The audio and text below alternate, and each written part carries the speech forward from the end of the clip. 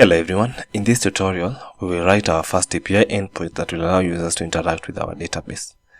The first endpoint will list all the players, and since we are dealing with a large dataset, we will use a limit of set pagination. We'll also include an endpoint for individual players. For example, in this case, if we take the ID of Kylian Mbappe and copy it, we can go to the endpoint that lists his details. We have it here, and we'll also include an endpoint that will enable users to search for players by their name and filter the result by the club, the minimum age and the maximum age. So I can search for this. The first result is Rodri, market value of 110 million and caps 48. And you'll also notice that the ordering we set in our previous tutorial is still used in our API endpoints. So the results are sorted by the market value and the caps. So before you get started on writing our API endpoints, there's a couple of things you should know. The first thing is that the Django Web Framework works alongside the Django REST Framework to create web APIs. An API by definition is a set of rules and protocols that allow different software applications to communicate with each other. In our case, we have two applications, the backend and the frontend, which is our React application. A good example to illustrate this is a restaurant. A customer, after deciding what they want to eat, the waiter takes their order and brings it to the kitchen. The kitchen then prepares the food and gives it to the waiter, who brings it back to the customer. The waiter in this case is the API, the customer is the front end, and the kitchen is the server.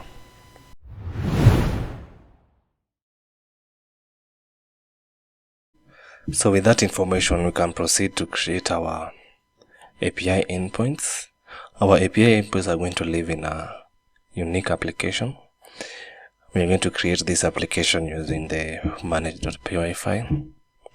So next to your manage.py file, write this command, python manage.py startup, and we are going to call it API. We saw how to do this in our previous tutorials. This will create a new application called API with all the necessary files. The next step is to install our Django REST Framework. So pip install Django REST. Mine is already installed. After that, you need to register the newly created applications in our root directory, in our sentence.py file. In our installed apps, we already registered the REST framework. So the other application we need to register is our API application. So we can do that by specifying the name. The other way is this, where you can have API.apps. Where we have our API where we have our apps file. We can just copy our API config and paste it there. But for now, I'm just going to keep it simple and leave it as API. After that's done, we can proceed to write our API endpoints. So I'm just going to close this. And in my API directory, there are a couple of changes I'm going to make. I'm going to delete the test.py file. Yes, I want to delete it. I'm also going to delete the models.py file. We won't need it. We're also going to delete the admin file.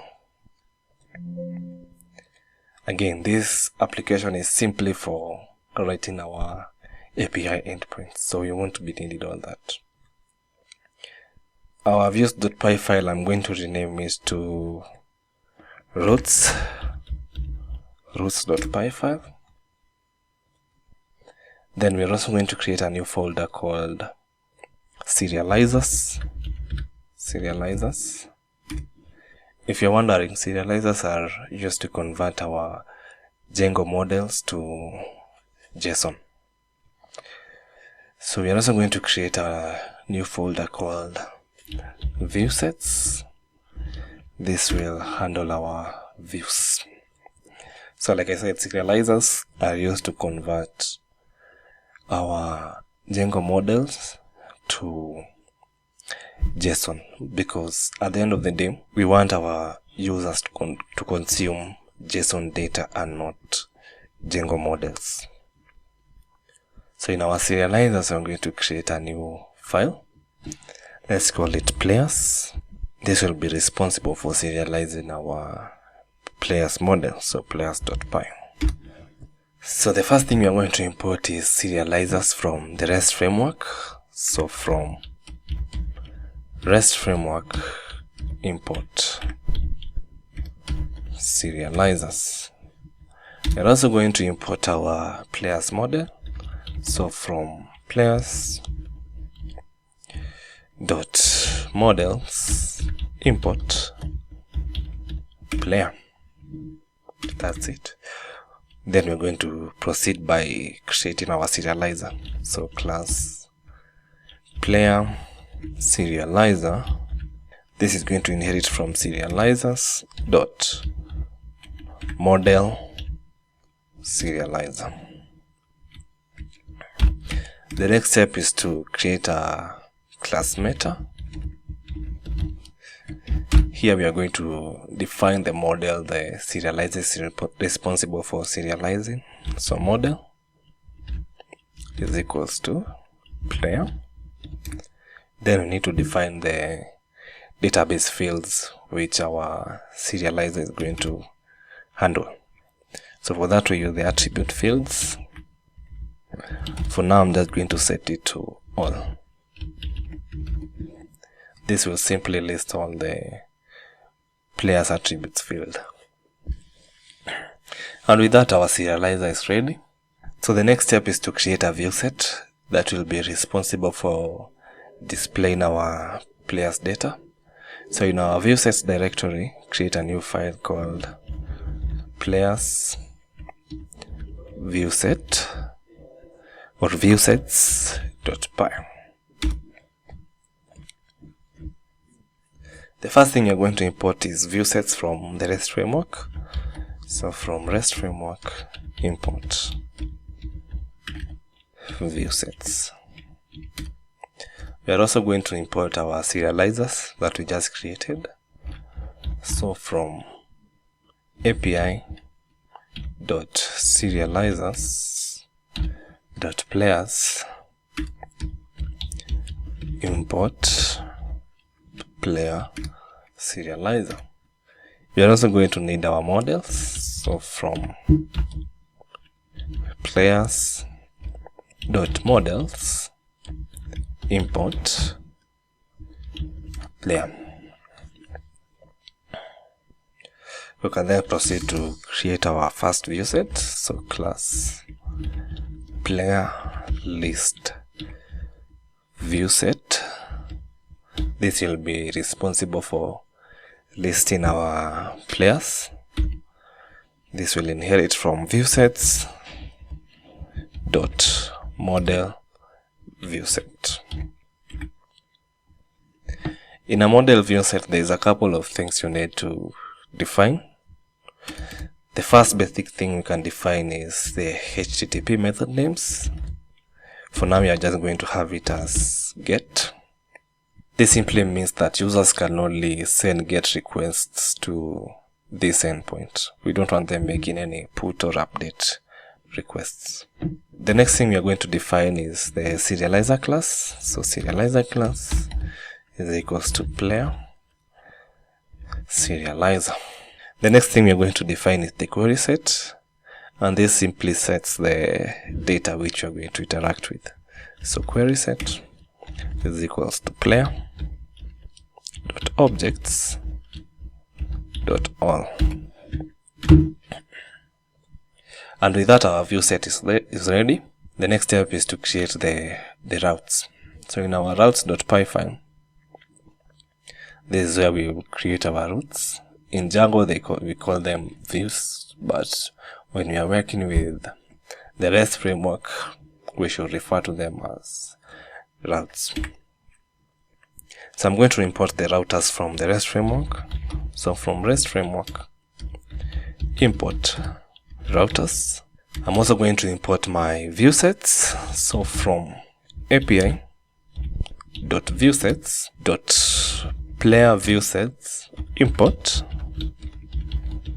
player list viewset. Then we are going to define my routes is equals to routers dot simple router. Then register my first viewset. We do that by routes dot register. The prefix should be player or players. So when the user navigates to players, the player list viewset is going to handle that logic, and you can also set the base name to players. Then, as usual, when you are define a new URL configuration, we need to set the URL patterns. So URL patterns is equals to routes dot URLs. So we've created this new URL configuration. This is our API URL configuration. We need to register it in our main project. So in our backend main projects where we have the URLs file, we need to include our API routes. And we do that by importing a function from Django URLs, that is include, and set a new path API. So when a user navigates to API, our API routes need to handle this logic. So include API dot routes. And with that, I think everything is ready. A simple explanation for this is when a user navigates to localhost port 8000 _ API,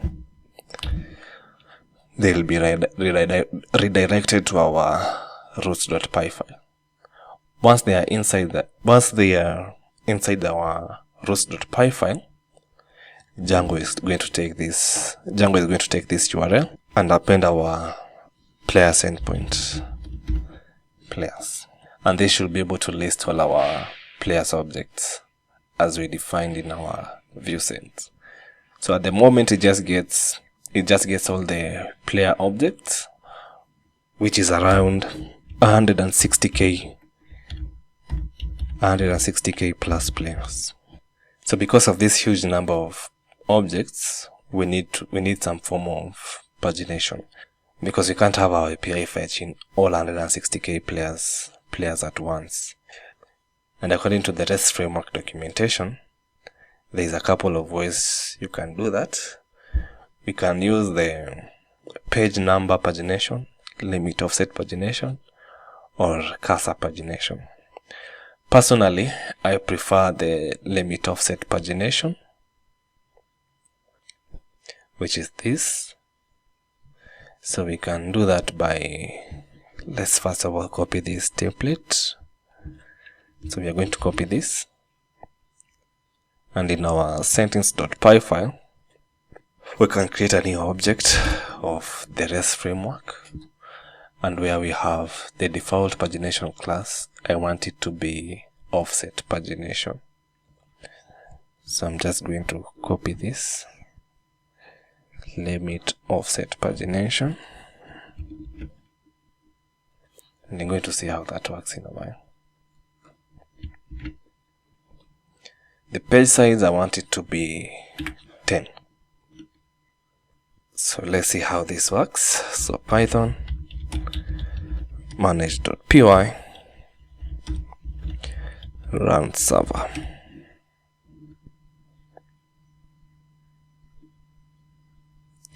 So I'm going to go to our API dot players, and with that here you can see we have all our players. So you'll notice that our pagination is working correctly. Here we have a list of 10 players and listing all the players attributes. We have the ID, the citizenship, national team stats, etc. But I want to limit this to a couple of fields. So if you remember in our serializer, where we set our fields to all, here we can provide a list of the fields which we prefer to display to the end user. We can do that by setting a tuple of, I'm going to set ID, the name, the age, the market value, the caps, the main position. I'm also going to need the citizenship, and we can include the international goals. So we can refresh our server. Now we can refresh the site and see the changes. And yeah, see we have it. Here have the ID, the name, age, market value, the international goals, and so on. Our pagination is working correctly. So I think we can create one more endpoint that will allow our users to search for players by their name and filter the results by their age, the market value, and the club. So we are going to follow the same steps we did before. We are going to use the same serializer, but we are going to use a different viewset. So we are going to create a new viewset called class player search viewset. This will inherit from viewsets dot model viewset. Here we are also going to set the HTTP method names. We are only going to allow get. The serializer class will be the same as the above, player serializer. We are also going to define the query set. Query set is equals to player dot objects dot all. Before we continue with our search view set, there's a couple of things I need to mention about our list view set. When we inherit from our model view sets, there's a couple of actions we get by default, and one of them is the retrieve action. This provides an endpoint where we can navigate to an individual object using the primary key, which in our case is the player ID. So I think I can show this practically. So when we navigate to our player's URL, we can get the player ID. Let's say for the Kylian Mbappe's player ID, you can copy it and navigate to his endpoint. So we have players and the player ID, and this should be able to return our objects data. So that's what I wanted to mention about our first endpoint. So we can now proceed to create our search view set. Now, since we want to filter our results using query parameters, we will have to override the default getQuerySet method. When you're working with the model view set, there's a couple of things that you need to pass. You can either pass the query set like we did before at the top here, or you can either define a getQuerySet method. We get this method automatically because the model view set inherits or extends the generic API view. We can have a look at this generic API view over here, and you can see that the query set is usually set to none at the beginning, so you need to specify the query set or or one option is to define or override the parent's getQuerySet method. Now you're going to use this method because we want to filter our results using the query parameters. So this is it. You're going to use the name, club, minimum age or maximum age in our query parameters. Now what are query parameters? Query parameters are simply key value pairs that are appended to the end of a URL to send additional information to the server. For example, we'll have our URL as such. This will be our URL, and we're just going to append the query parameters as such. So the name can be Rodri, and we can also append the minimum age. We're going to see this practically in a minute, but first of all, let's continue writing the logic for our getQuerySet method. So instead of returning this, I'm just going to copy this query set over here. So this will return all our players, and we want to filter our players using query parameters. So the name is going to be self.request.query parameters. This is usually a dictionary, so we are going to use the get function. We're going to get the name, and we're going to say if name is not none, query set will be equals to query set dot filter the results using the name contains. We're going to use the name. Then finally, we are just going to return the query set. I think we can run our server and see if this has worked. So at the moment I'm using the Insomnia API client. You can either use Insomnia or Postman. Personally, I prefer Insomnia. So you can see we have our search URL over here at the endpoint of search, and in the parameters tab you can pass the name, the club, age, minimum age or maximum age. At the moment we're only working with age, so let's just test that out. And you can see it has returned the data we need. The count is 392 players, and all the players have Rodri in their name. The ordering we set in the previous tutorial is also being used at the moment. The players are sorted by the market value and the caps. So we can add also the club that will enable the user to filter the results by the club name. So the club will be equals to, it will be more or less the same as the above. So we can just copy this, and here we can set it to club. And we can also copy the same. If club is not none, we are going to filter by the club. So club will be equals to club. So we can test that again. Club at Atletico de Madrid. And yeah, you can see the results. Now let's try adding the minimum and maximum age. This will be almost the same as the above, so I can just copy this again. Here I'm going to have minimum age. Here I'm going to have maximum age and maximum age. So we are going to use the range filter to filter the query set using the minimum and maximum age.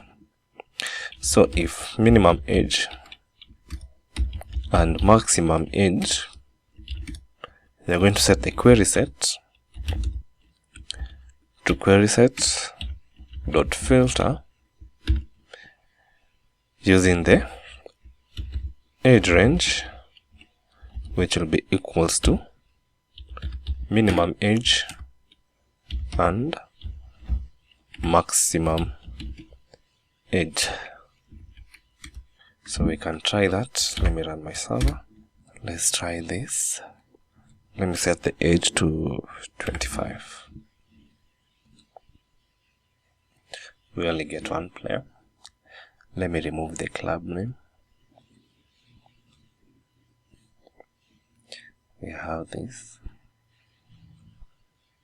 We have all players with the name Rodri in their names, and players who have an age range of 18 to 25.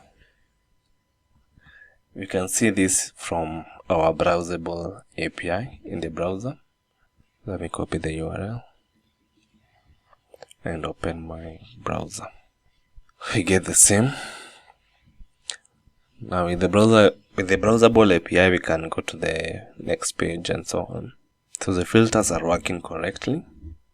And with this, we can also filter players using their club names. So if I remove the name, and let's say we only want players from Manchester City, we get all players from Manchester City with the minimum of age of 18 and 25. Now I want to set a condition that the user, if they pass the player's name, they must pass at least 2 characters. If not, it should raise an exception. So we can do that by checking the length of the name. If the length of the name is less than 2 characters, we are going to raise an exception. So if name and the length of name, remember the name is a string, and if length of name is less than 2 characters, we can raise an exception, and we are going to use the validation error from the REST framework. So from REST framework dot exceptions import validation error. So we are going to raise validation error. This will take in a dictionary name, and we say name must be at least 2 characters. So we can test this again in our server. So we are going to pass the name and pass only 1 character and see what it does. You can see it raises the exception. Name must be at least 2 characters. Let's remove the age filter. So yeah, that's working correctly. So I think that's it for this tutorial. We've learned how to create serializers. We've learned how to create routes. And we've also learned how to create viewsets and add custom filters to our query set. We've also learned how to raise validation errors in Django. In the upcoming tutorials, we're going to learn how to create custom user models. For example, in our case, I want our user to have first and last name, but we cannot have that in the default user model. We're also going to see how to register users, and I also create an endpoint where users can mark players as favorites. That should be interesting, so I'm going to see you in the upcoming videos. Thank you so much for watching.